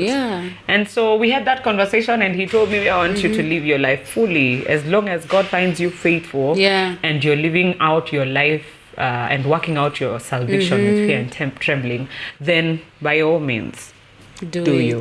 Yes. And these expectations were also came to our children. I remember when our son was 1.5 or barely 2 years, one of the congregants found him, gravel. Tika road outside the tent, our gravel. So he was picking and pouring it on himself and laughing and playing. And one of the congregants said, "This is a pastor's child doing this." And I looked at them and I was like, a pastor's child or not, they are a child. They are a child. Like any other. I think so there were those expectations that, laid out. 30. Really? I think a 1 year old. I think the reality sometimes is this in ministry, in addition to marriage or family. It's first, your family comes first. Yes. They'll always get another pastor if you die today. The congregation, you can also move to another church. And let me tell you, so congregation sometimes they are good. They are different. They are all man of people. True. The congregation also don't care about what you do. Yes. The congregation also who care about you. Very so true. in every space you go, people care and what. So, but the bottom line is this: when you observe these people all that time, you always go back to your family. And if your family is not well balance become a challenge. And so one thing I've always told her in ministry is this: I am your ministry. It's where true. I serve, you are not the pastor, I am the pastor. Yes. Very However, you are there to support what I do. Yes. So I am your ministry, because if it gets bad, it gets bad. The beauty is also she loves ministry, so she's involved. Yeah. And I believe her involvement in ministry has made her to understand the scope, the expectation, and the demand of ministry. Because some people, I know the ministers who their wives are not fully into ministry, they're having a challenges. It's affecting them. The other thing I said, my children will live like any other normal child. Yes. They are not the name branded as pastors on them. They'll do what a normal child does. And personally, from my end, I don't put pressure on them to behave in a particular way. They should live. My desire is, I will never want my children to grow up this feeling a type of a way for ministry. They may not be pastors as me. Even for God. They may not be pastors for me. I don't want to put a demand on them to be a pastor after me, but I will love them to love their God. True. I love them to love their God. So they see this was an enjoyable thing my father, my mother did, as opposed to we were forced to do it because my father was a pastor. And so that's, for me, is what I think we have found a balance in ministry. And I really pray that we'll continue actually find a balance, because we're supporting each other in the ministry. When I look back, I realize, so some of the things when I look back, I realize then I married right, not left. Yes. Because I get somebody who understands ministry. Ministry. Yes. Youth pastor. There are teens who will fall in love with him. They're falling in love with Jesus. There are teens who don't even know themselves, and then there's this young man who is very handsome, who has beards, and says the right things. Of course. He's there for them. They're young adults who might throw themselves at him. True. They are women. No, don't look at her. I want to they are women. Let me sip water. They are women, even older than him. Yes. Who would find him? Such a nice Ben 10. True. Guy. No. Like what? They are called Ben 10. So wanaitagwa hivi. Sponsor, the opposite is Español. So I think, what do you do like with such a case? I think for me, number one, I usually advocate for you knowing yourselves and grounding yourselves even before you get married. Because number one, you will know who he is. He will know who I am in terms of values, virtues, and things we share. In our marriage, we have always known that we are first answerable to God before we are to each other. So he has the place and a responsibility. I am not usually for this notion that, all men are careless. They are adults who are responsible, who can make choices, who can make decisions. And so I believe that as much as I will, for me, God usually, there's this grace that God has given you as a woman to see, kuna vile namuona na kuna vile anakuja. So there are those that when you see, you will, of course, as you're talking, you will tell him, maybe there's this and this person. Kuna vile wisely, you tell him kuna vile sioni akini, and he'll take caution, because there are times genuinely he does not see anything. Like he's just like hapana umseni nini, we are just anakuja ni muombe, imagine nani alidai kwao alafu akalose tena nani, hata wewe unafeel yenyewe ni, but then there's the eye that God has given you that you see this one is not just here for that, so you talk and tell him. But then there is also the place for me knowing who he is. He's a very grounded, he's a very grounded man. I believe he'll just not go there and make CG careless mistakes and all. Because also you cannot micromanage, especially when someone is... You're not the police woman. Yes, especially when someone is a youth pastor. There are so many young people who need to tap from him and his wisdom and fellowship. They tap during working hours. Exactly. So there is a lot of that. So you cannot like police him.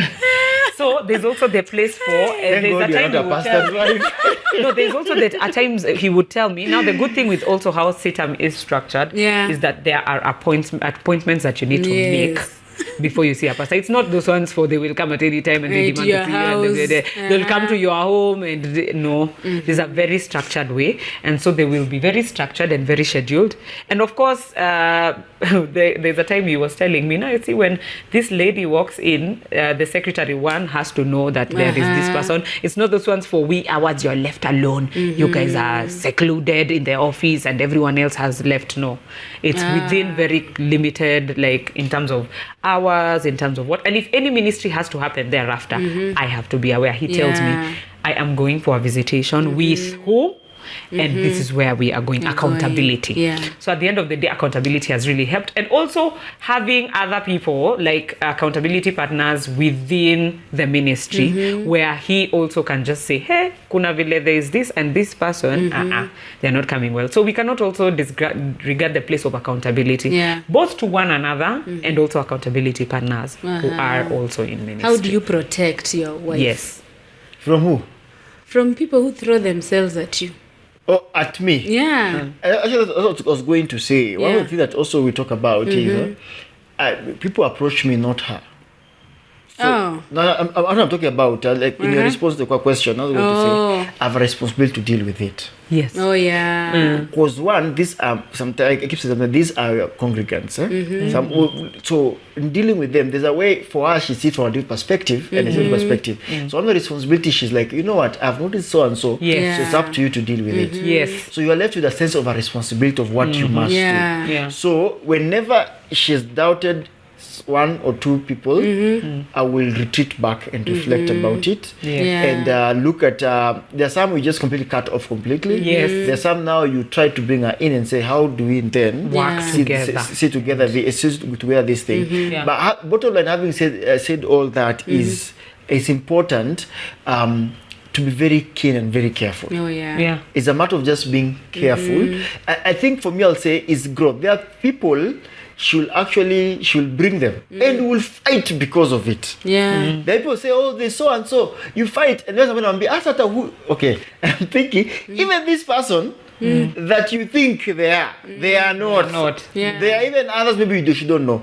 We keep saying, I can't police you, she said that. And that's something we agreed in us. You can choose to do what you want to do where we are not seeing and not be seen.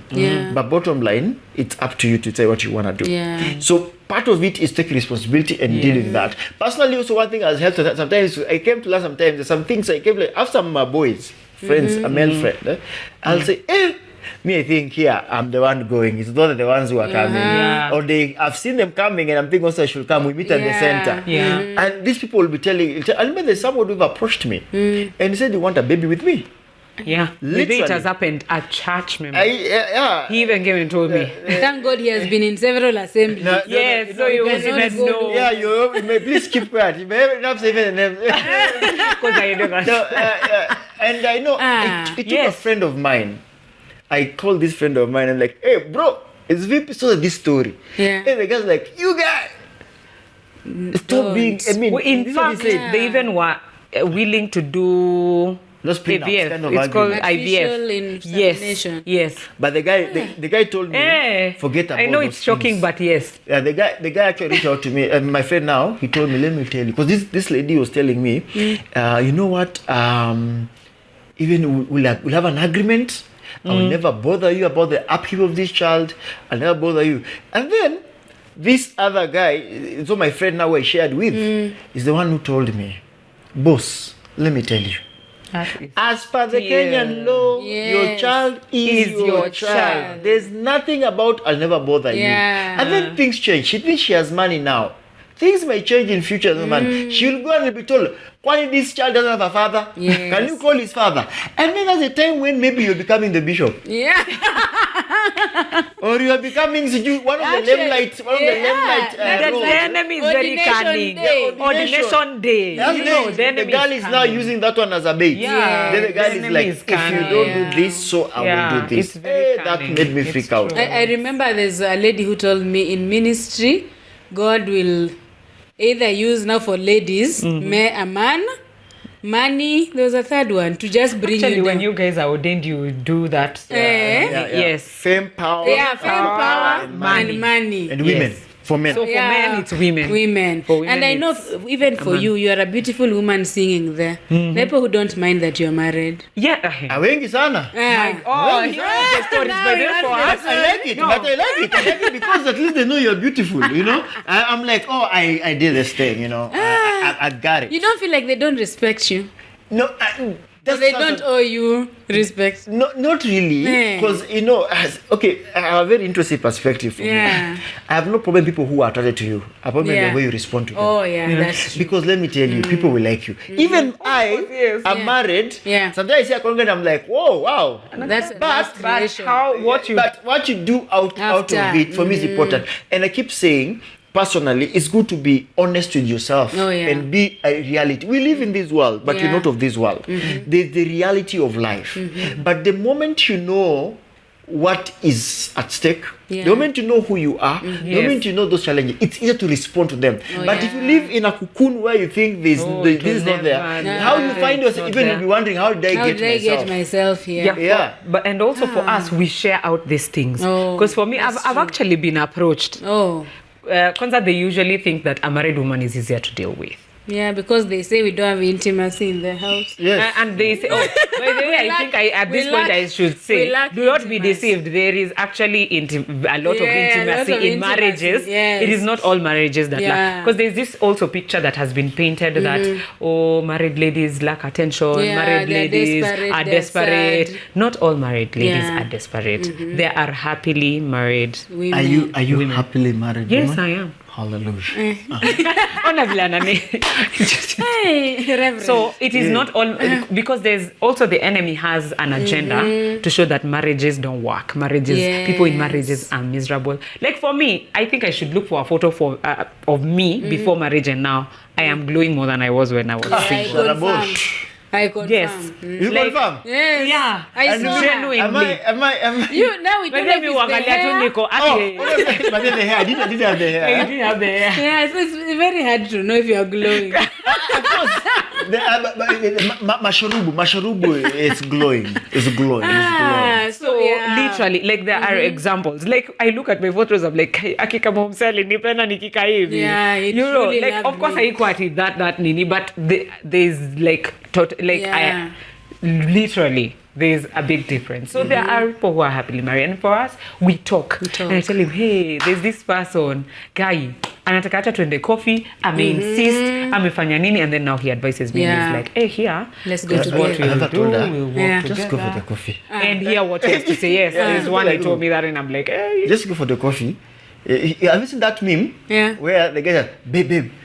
Okay, it's in Swahili, and I need to explain it to Swahili. It's like the guy comes and tells the lady, okay, the one, there is both, Yeah. But this Jama come and tells the girl, ati babe, that lady over there wants to put for me fuel. Yeah. What do you think? Then the girl is like, full tank kwanza. Sometimes just go and see. Maybe we are buying a house. Go and hear. Maybe because these things don't want hours. So we talk about it openly, and I think that also provides a lot of security and a lot of genuineness and a lot of rawness in this. That this is what is currently happening.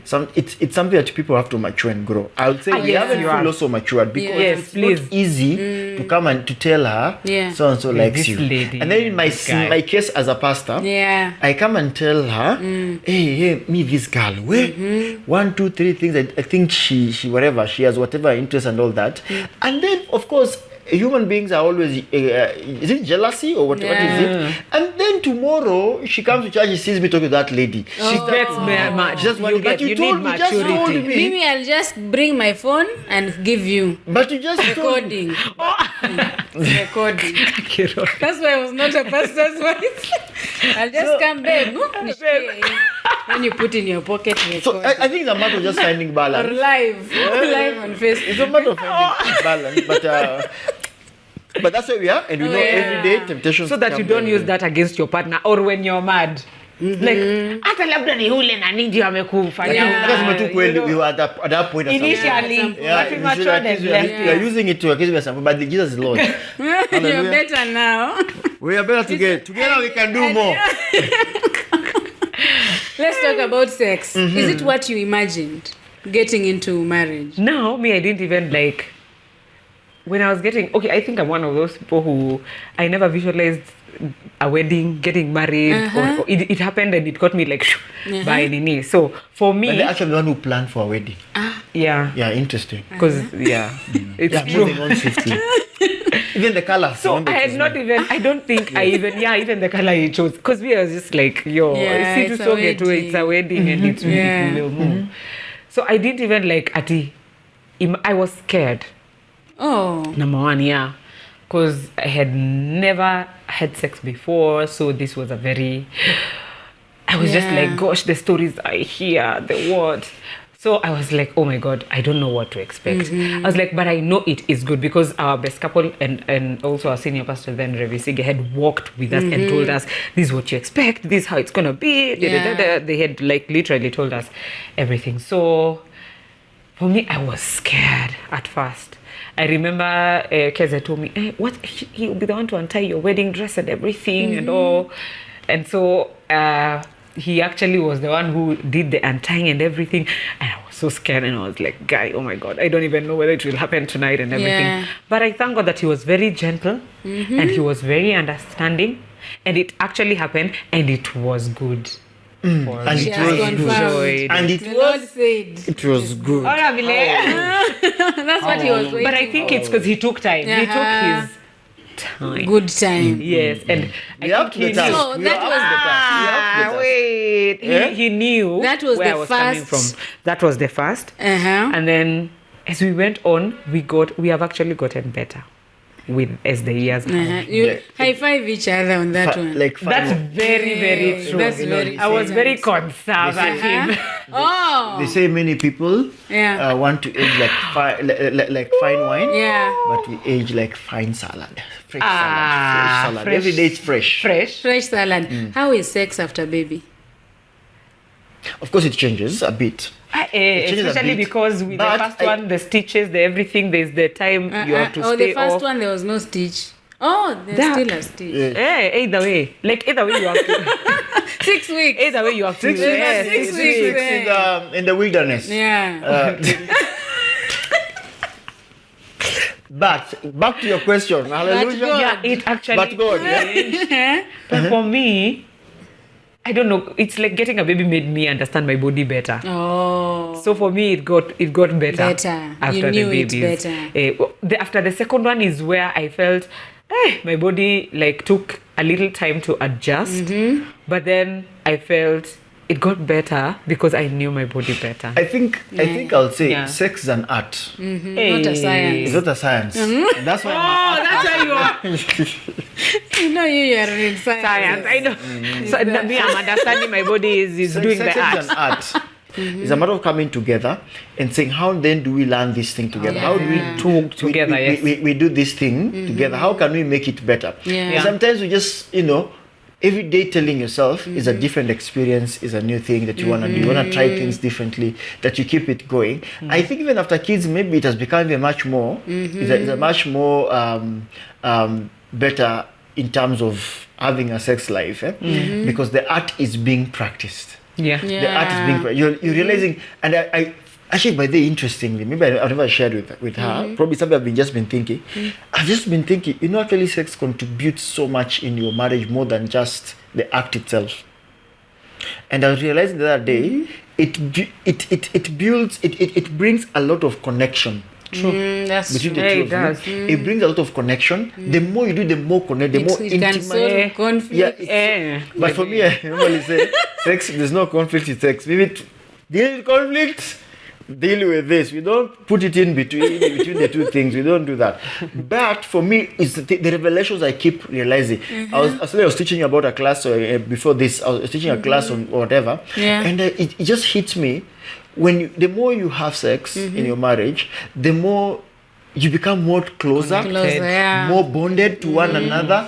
As in, I can't even explain. I realize it's the way you pray. There's a way sometimes you have so many issues in this world, but when you just pray, some things just fizzle out. It's the same way I realize sex does to marriage. It brings you more togetherness and more closer. So the more you do, and I realize the more that week we have had sex more, the more he realizes, my heart and my mind just thinks about her and our family and everything. But the more it's not, the week, if it's the more it's How not did you there, survive the 6 weeks in wilderness? you know, when I was young, I don't know, maybe when the kid was there, so attention and everything. But right now, there's no kids really for that kind of attention. Yeah. It's when it's hitting me, this sex really, it's idea. It helps, it helps a lot. Because those weeks that you haven't had more sex, you feel distant, you feel your mind is in other things. It's not But I think also another thing about sex is, especially for ladies, not weaponizing it, like using it as a gift or a reward. Valentine's Day. Valentine's Ati, what do you have You as need a gift it for Valentine's for him? you need it, you got it. Voila. What are you bringing to the table? This. It is What me. gift did you get him for his birthday? Father's Day me. is this coming What Sunday. did it? This Sunday, Father's Day is coming up. Father's Day is coming up. That's what Father's Day, the gift of Father's Day. But no, You should not weaponize. you should not weaponize sex or say, quote unquote, use it as a reward. Yeah. You know, like sex was created to just sex one is of God, because I think also the other notion is the Africans, we are taught sex is bad, Yes. such that even when you get married, you still fear sex. Yeah. Or like for me, when I went back to church, I didn't want the congregants to see me because I was like, guy, They know. what have they doing with their pastor, you know? The innocence is Yours- gone. Wait until I got pregnant. Now we know your Evidence. We know you what happened. Yeah. So sex within marriage is good. It should not be used as a weapon against the other person. Now I won't have sex with you. You know, like it shouldn't be like that. It should be enjoyable and communicate. This is where I would want to be touched. This is where I'd want like this. It's nice. Keep it there. You know, like stop. And when someone says stop, It is. No. Sometimes when someone says Stop. I know what you want to say. when this show I know. sometimes when somebody says stop, it's actually they ask me. No, ladies when they say I don't want, maybe that's when they want. It's story. When somebody says stop, they are like, oh, bro. You guys are interpreting Do that that again. thing. Actually, when a lady says no, it's yes. Yeah. When a lady says yes, it's no. Something that stop is like, bro. And then when you stop, we are told, who told you to stop? Oh God. We Continue. need to. This is a reverend. And we are ending with, according now to your experience and the knowledge you have, would you advise a woman who's getting married, a man who's just about to get married, as the key, or how to sustain a healthy marriage? What is the key for you? Yeah, I think for me, I would say, number one, in a world where people choose to be anything, please choose to be a good partner and decide to be a good partner. Because it starts from you. Yes. And now what you pour into the other person. The other thing is accountability. Please have couples that are older than you that you can look up to. Those who are your quote-unquote age mates, who you can share ideas and talk to. And then those who are younger than you, who you can mentor and pull. Oh, yes. And you can work with. So have an all-rounded accountability partner kind of thing. I think the other thing is that as you go into marriage will expose you. Yeah. It will bring out the best in you, but it will also bring out parts of you that are not so good. Be willing and ready to work on those parts. You will see every angle of your partner. Be ready to embrace and live with that. I think the other thing that I would say about marriage is God gave women a mouth and men strength. Hallelujah. None should use it wrongly. By that I mean women can insult, like happen. Oh, yeah. They can really talk, and men have the power, like they can beat you up if they want to, but they should not be used wrongly. Oh, yeah.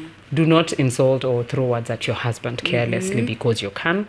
Never raise your hand against your woman, however much angered you might be or you are. Never do it, because that is not how God intended. He gave you strength to protect her, not to be against her. For the woman, he gave you many words to nurture and to call out good things, not to do the opposite.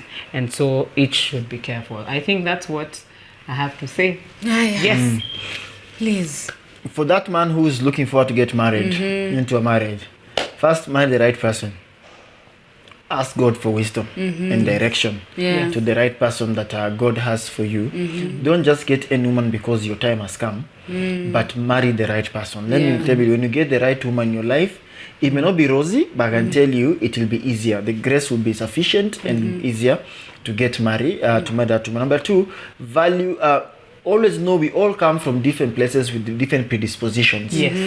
Where this woman was born and where you are born and how you were raised, they're two different worlds. And so as you're coming together, you need to know that you're not the same. So you need to start learning and unlearning each other with what they bring on the table.